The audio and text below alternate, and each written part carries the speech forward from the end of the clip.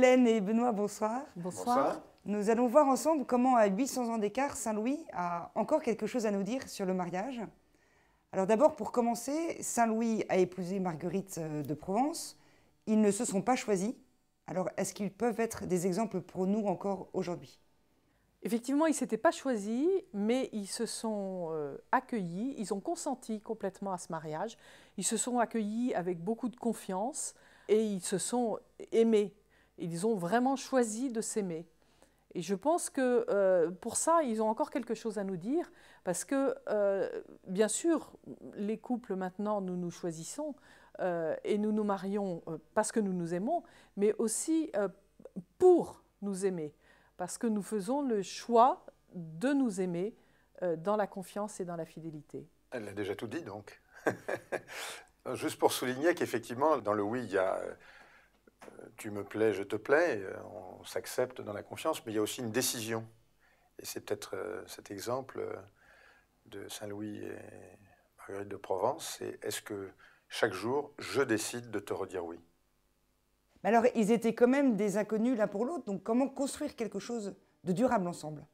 Oui, c'était des inconnus, mais on n'est pas le même aujourd'hui, demain et après-demain. Donc il y a une question de confiance. Et puis peut-être qu'il ne faut pas vouloir rêver le conjoint que l'on désire absolument. Il faut peut-être l'accepter tel qu'il est, et tel qu'il est dans son devenir aussi, et plutôt l'accompagner. C'est peut-être une question qu'il faut se reposer aussi chaque jour. Oui, celui qu'on a choisi va changer. Et on sait bien que plus on avance dans les années de mariage, plus on découvre que l'autre est différent de ce que l'on pensait. Et donc, on est en quelque sorte un petit peu aussi des inconnus l'un pour l'autre. Mais voilà, on a décidé de faire chemin ensemble et d'avancer ensemble. Et alors ce chemin, on l'a vu, Saint-Louis était un homme très pieux. Est-ce que la prière a été un vrai soutien aussi dans sa vie conjugale? Oui. Certainement. Enfin, voilà, oui, c'était un homme très pieux, il allait à la messe tous les jours. Son épouse aussi, ils participaient ensemble et certainement qu'ils priaient ensemble. Donc, pour nourrir ce mariage, pour nourrir ce lien, comment ne pas mettre Dieu au cœur, puisqu'il y est par nature, c'est lui l'amour. Donc la prière conjugale est quelque chose de très important et qui parfois conduit à l'humilité, parce que c'est pas facile d'être l'un devant l'autre, prier Dieu, par des mots parfois très simples. Mais il y a aussi la prière individuelle qui est importante. Ben, la prière personnelle alimente la prière conjugale, et la prière conjugale enrichit la prière personnelle. Donc, elles se complètent très bien l'une l'autre. Prier ensemble et de manière personnelle, certes, mais le mariage, c'est aussi les relations conjugales. Alors, en matière de relations conjugales, est-ce que Saint-Louis a encore quelque chose à nous dire également? Oui, on raconte une anecdote. On dit que Saint-Louis a proposé le jour du mariage à Marguerite de Provence d'avoir 3 jours de continence. Un peu à l'image d'une scène biblique entre Tobie et Sarah.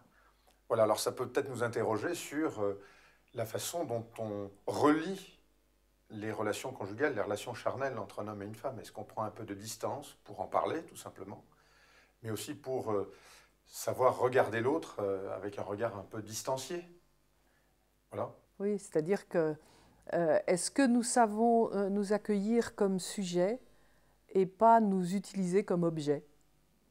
Alors cet accueil se passe aussi, on l'a vu dans la vidéo précédente, mais Saint-Louis dialoguait beaucoup avec Marguerite de Provence. Ils se parlaient ensemble. Je crois qu'il lui parlait, malgré parfois les interférences de Blanche de Castille, malgré le poids de sa charge. On dit qu'il avait ménagé un escalier entre leurs appartements. Donc voilà, on sent qu'il y avait un désir de dialogue. Et c'est vrai que le dialogue, la parole dans le couple est quelque chose d'essentiel. Savoir se dire les choses qui vont bien, savoir se redire « tu me plais », savoir se pardonner aussi. Donc l'apprentissage quotidien du dialogue est quelque chose de fondamental et sur lequel il faut que chaque couple se réinterroge. Savoir écouter l'autre, et puis l'essentiel, savoir se pardonner en couple, en famille, mais c'est quelque chose de vraiment essentiel.